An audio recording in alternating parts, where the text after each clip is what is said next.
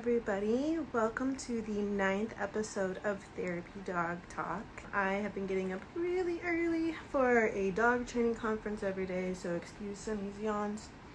Just kidding, she gets to sleep through it all, just not me. But it's been really good, and I'm really looking forward to introducing you to our guest today. Yay! Yay, you're here! We're here! I'm so excited! So before Milo goes off and finds his snack, this is Milo. Hi, So Milo. everyone He's knows so what we're talking fluffy. about. How old is Milo? Milo is 3. What month are we in? Yeah, almost 3.5. Okay. And Good. I've had him since he was a baby. Aw. Yeah. Is he a teeny tiny little ball of fluff? He was like less than 4 pounds. Aw. We've kind of gone a little bit overweight, but the vet says we're okay. So How much does he weigh now? he's 14. He was 12 pre-COVID. So Okay. that tells you something. Yeah, I mean, COVID had that effect on a lot of us. I know. It's fine. It happened to all of us. Yeah, exactly. This is a judgment-free zone. It's fine. Yay! How did you first find out about therapy dogs? I was thinking about that, and I don't quite remember if something triggered it. From the beginning, I knew I wanted to get Milo involved with therapy dog work, but I could not figure out how to do that or where to go. I searched Google, did not find anything. So once I got more involved with this community on Instagram, I just started asking around, like, do you know of anything? And people would know of stuff, but like in another state. Right. Like that didn't really help me. But finally, I was able to find an organization in San Francisco, a well-known one. But I was thinking about whether I want to mention or not. But for the purposes of the live, we'll just say San Francisco organization, just because you'll hear about my experience. But that is how I was interested and how I figured out, where to begin. And did they have a trainer they worked with, or was that something that you did on your own? We've been working on training since day one. Literally, I think the day he came back, or at least within the first week, we had a trainer in our house. I just wanted to know everything, and I wanted to make sure I was doing everything I could to, make him just a happy, comfortable pup. Yeah. So it really started with that, and I knew, okay, that's the foundation. And no, they didn't have a trainer that they lent to you or classes that we'll get to that, but they didn't have a long-term class that you had to go to or anything. You had to do a couple orientation classes and then a test. But everything we worked on was really things that we were going to work on anyway. Socialization, because of that, or also temperament, he loves people. So it was just making sure that we got around to all sorts of people. And with everyone, he just ended up loving them and being okay with being, touched. So no, we didn't do anything specific for the program, but it was training we were going to do regardless. Now, did you know that you wanted a therapy dog before you got him, or that was a decision you made after you got him? That was after. Okay. I just really wanted a dog finally. And what kind of dog is Milo? He's a poodle, mini poodle. Okay. All right. Yeah. I was curious about that. I know there's so many breeds that look similar, and people just assume everyone's a doodle. I know. There's it's a kinds safe of bet. Doodles. There's poodles still too, and yeah. It's and a then safe bet. actually, Walter, Kara's dog, is a cover dog, and everyone thinks he's a doodle. So I've just stopped assuming anyone is a doodle. Yeah. I'm always very impressed with people who are like, "Oh, is he a poodle?" And I'm like, "Yeah, actually, he is." What made you want to get a poodle? Because everyone had doodles. Okay. And I generally like to be different. No, but I guess, yeah, I mean, there was something about being different, but I thought they were so cute. And it really just depends on the cut you give them, like if that's how you want them to look. He doesn't have a poodle cut, so he just looks like a teddy bear. He very much looks like a teddy bear. It's funny because he and Sunny are actually the same size, but he looks bigger because of all of his fluff. Yeah, once he gets wet, everyone's like, whoa, you look like a rat. I love it. So you mentioned he really liked meeting people and being around other people. Is that what made you decide to pursue therapy dog with him? Yeah, so once I had him, I knew I wanted to do therapy work because I saw it as my volunteer work, my way to give back into the world. Yeah. I knew I wanted to do that, but I also knew if he did not enjoy it, then we would not proceed. I mean, he either would have failed or he just wouldn't have been cut out for it. As time went on, no matter what person it was, he really loved to be pet and to get attention. And he always has to say hi to the human first. But if a dog says hi to me, then he doesn't allow that. But he has to say hi to all the other humans, which is so not fair. But sorry, what was your question? Oh, just what about him made you decide to have him be a therapy dog? Yeah, so just the love he had for getting attention. Oh, and also he just brought so much joy, as we all know, to strangers. I mean, the comments I would get, like, he made my day. I love watching him. And I mean, I don't know if like people are just being nice, but the people just on the street saying he made my day, I feel like they don't have to be nice or they don't have to say that. Or, you know, I would have like someone really struggling or just like kind of spilling out what they're going through as they're petting him. I'm like, wow, I really need to share this joy with everyone else. It's not fair for me to keep it all to myself, but also if he enjoys it, I want to do what he has been doing. Yeah, that makes total sense. Now, you said he's 3. How much time did you guys get to volunteer together before the pandemic started? Yeah, so we got started in 2019, I think the summer of 2019, and then we were on our own out in the field beginning of 2020. We had just passed all the mentors, what do they call it? The mentor visits or something along where someone comes with you. Sure. So we had done a few on our own by this time, and then the pandemic hit. Okay. So how old was he when you started volunteering then? Oh, sorry. So he was 20, he was 1, and then at the end of 1, beginning of 2. Okay. And I lost my question. Sorry. Oh, I was going to ask what type of environment you guys volunteered in. We were primarily at San Francisco State University. Okay. So they would have us come on around or during finals week. Okay. And just all the students would come by. And there was actually a few therapy dogs there. So we would all spread out and it was just a lot of fun. And you could really see the difference it made in people's days. We also went to Santa Clara University outside of this program, but they just invited us. So that's nice to know that there are places that just invite you without an organization, which also, you know, is a little bit, I'm surprised because there is risk, but that's besides the point. Yeah, there definitely is. That's something we talked a little bit about with Kara that I know you have some knowledge on too, as you also work in the legal field just around California having their one bite law. There's coverage that you get from the organization, and then there's coverage that you really should get on your own as well. So yeah, that's interesting that they have people come in without organizations. But yeah, if I was concerned, you know, as a responsible owner, I would not have gone. But yeah, that is what we were doing. And in the future, we wanted to go to hospitals as well, which I think we just needed a little bit more experience or openings. If I recall, they were pretty booked. And also police stations, firehouses, we would have loved to do that as well. And then with the CGC test, we were going to test for the SFO program. So we would go to the airport and walk around there. So that needed to happen after, I think, 6 months or a year of doing this program. Yeah. Yeah, I know Alliance of Therapy Dogs is just the organization that we're looking at. You have to be volunteering for 2 years with them before you can work at LAX here. Yeah. So with the LAX. Makes sense. It's a bit crazier. Yeah. Environment. Yeah, it's pretty chaotic. Yeah. Well, I know since then you all have had some interesting challenges and experiences since lockdown and things started to open back up. Do you want to share a little bit about that? Yeah. So yes, definitely a different experience than, you know, some of the folks you've had on, but hopefully people can relate and just not feel so bad if this does happen. But yeah, so the pandemic happened or is happening, but we were able to come back into the program and start scheduling our visits. But before we could do that, he had to get his, you know, health papers in again, and then he had to retest. What I didn't know was that we have to retest every other year, or maybe I did know, but I didn't really think of it. So it makes total sense. We went in, we, you know, practiced a bit beforehand. I wasn't too concerned, but I mean, I definitely have seen differences with COVID and just getting older, just his preferences, but I wasn't too concerned. So we brought out the vacuum and these and brooms and hats and just all the sorts of things that I knew they would test for.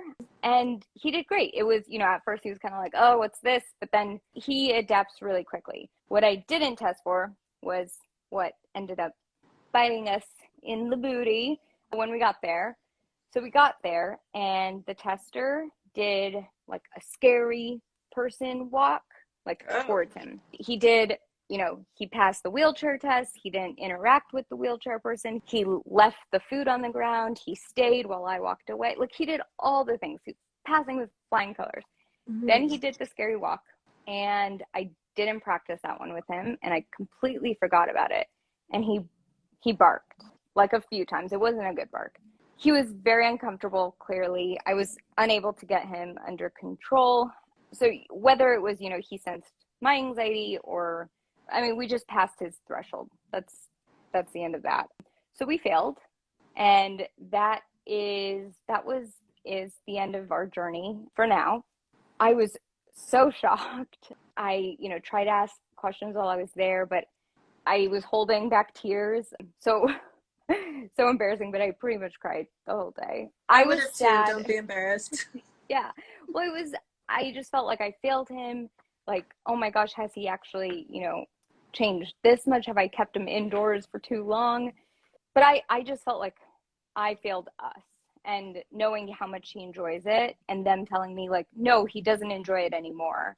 I was like, but, like, you don't see him every day. You don't see him with people.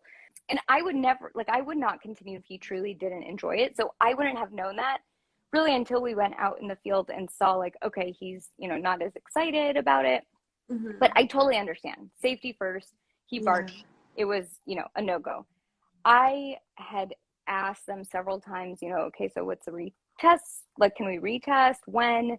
Like, happy to do it as soon as possible. Like, I will even get a trainer and, like, show you documentation, anything, because I just really wanted to get back into it. They said in 2 years we could retest, and that just hit really hard.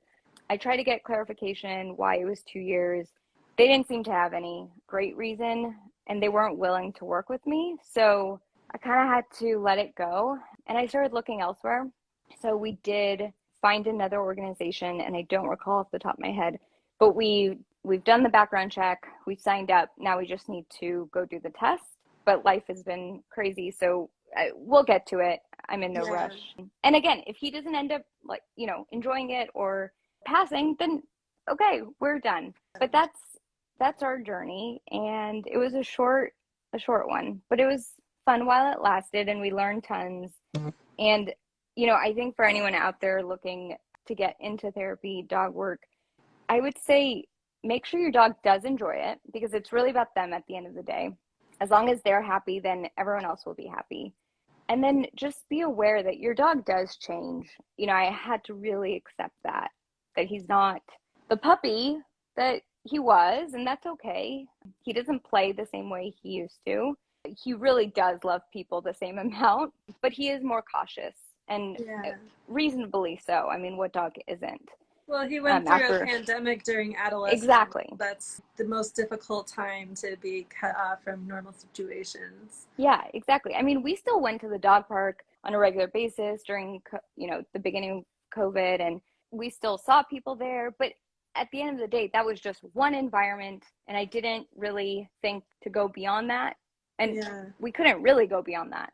And I didn't want anyone really touching my dog. So, it's bound to happen. And there's so many factors that play in, too. Yeah. Like, you're really so brave to share this story, and I really appreciate that. I don't share often that Sunny didn't fully pass her test the first time we tried. She passed the skills, but she didn't pass wanting to talk to people, because I set her up for failure, and I didn't know it at the time. No, but you did. I have learned since then that dogs carry stressful events with them for up to 7 days. And in that week, she did her rattlesnake aversion training. She did agility, where the instructor accidentally set the A-frame a level higher than she's used to. And she got groomed, so that should be freshly groomed for it the same morning. And on top of it, I was really anxious, and that anxiety passes right down the leash. And so we didn't pass on our first test. We have to wait 6 months, but I really relate to and appreciate you sharing the whole perfectly imperfect experience, because I think it's important to tell those stories. It's just, dogs are dogs, and one bad day doesn't mean that he doesn't enjoy it either.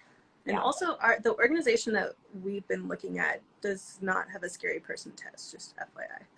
They did, like, the hats, and they did, like, just different outfits, and, just to be different people. But Yeah. I don't recall them doing like that weird walk the first time. I think the weird walk was like limping with a cane or something along those lines. So Yeah. honestly, had I known there was a scary Yeah. person movement, I would have I do that all the time with him, which is hilarious. Like that's how we play. Yeah. So had I prepped him for that, I think we would have been fine. I also don't know if it totally had everything to do with us when they weren't willing to work with us after that. I wonder if, they just don't have the resources to keep on as many people. I mean, I'm just guessing. And at the end of the day, he failed. And so, yes, that's on us. But I feel like an organization is so grateful for its volunteers and want you to be involved as long as it's safe and you're willing. Like when they see the dedication, it's hard to imagine why they wouldn't work with you. Yeah. But you just have to find the right one and hope, that they let you try again and keep at it. Be consistent. Yeah. Yeah. It's every organization is different, just like every human and therapy dog team is different, and not all of them are good fit for each other. I remember, I think it was Cole the deaf dog was sharing, because he is a pity, it took them a few organizations to find one that would let them be a therapy dog team, because some of them have breed restriction, and he's a great therapy dog now, but it was just finding that right match. So exactly. if your dog genuinely enjoys the work and you really want to do it, it's worth looking around at organizations and seeing which one will work for you. Agreed. And sometimes we're in denial of no, my dog really does love it, but maybe it's pretty clear to someone else that they don't. So also watch out for those clues. Be honest with yourself. At the end of the day, you want to create an environment that is safe and comfortable for your dog. We recently my parents had some friends with them, and it was hilarious. Mylo went up to all of them, like all these men, and he did exactly what he does at his therapy visits. He went up to their legs and did a turn and sat, which is what we worked on so he doesn't jump. And I was just like, see, he just wants to be with people and isn't afraid. But anyway. Who even knows what could have been stressing him out that day besides that, There's so many things, especially if he is stressed. But yes, it is what it is. Obviously it's easier to share after the fact, but I think even that day I was sharing on Instagram because I had shown all the leading up to it, all the work we had done, because I was so confident that we were good. Yeah. After I was like, oh boy, now I have to let everyone know we didn't pass. But it's a work in progress, but it's rewarding. It's a fun time for anyone thinking about it. Thank you for sharing that. I know you have a hard stop coming up. Is there anything else that you wanted people to know about if they were interested in becoming a therapy dog team? I think I've mentioned everything. Just thinking about your dog first, making sure you enjoy it. Because if it's stressful for you or it doesn't work for your schedule, then there's no point in passing that stress on, to your dog. Look for different organizations, see which one, is the best fit for you, and have fun with it. We had someone in our first test class group who didn't pass, and I just love the way the owner handled it and responded. She was just so genuine about, you know what? He doesn't like it. That's okay. I only wanted to do this for him. So that's where I actually got that perspective from. And I should actually let her know how much she inspired me, because it really is about the dog. And if we can spread the joy and help others, fantastic. But if we can't do it this way, I'm sure there's other ways. It sounds like you're spreading the joy just walking down the street, even without volunteering. So yeah, I mean, we all are with, everyone wants to pet a dog. But thank you so much. This was fun. And I hope others either learn something or just take something away from our story. Yeah, thank you so much for sharing it. I really, really appreciate you being so honest and open about your experience. It's so important, I think, for us to be real with each other and to understand these things. Yes, agreed. All right, well, have a great day. It was so good talking to you. You too. So good to see you. Bye, everyone. Bye.